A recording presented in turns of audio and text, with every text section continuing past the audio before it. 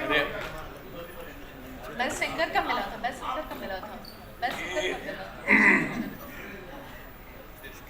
ये जो सिंगर है ये बहुत जल्दी जो है वो आते नहीं है, और जो नाम इन्होंने कमाया है वो सबके लिए बहुत प्राउड है, तो हम लोगों के लिए बहुत प्राउड है।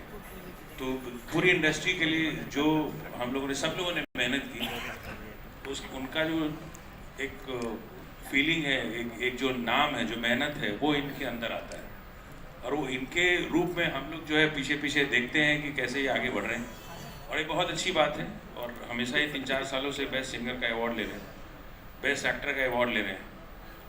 उससे अभय जी और हम लोग के जितने भी पूरे ग्रुप में हैं, सब लोगों को इतना प्राउड फील होता है कि कोई एक है जो इतना मेहनत करता है, और उसी की रोजी रोटी सब लोग खाते हैं।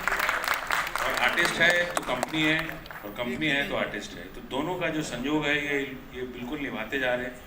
ये और जो इनका काम करने का जो तरीका है और लोगों से बिल्कुल अलग है, इसकी वजह से ये ऊपर है, और इनके तरीकों से सब लोगों को फ़ायदा होता है।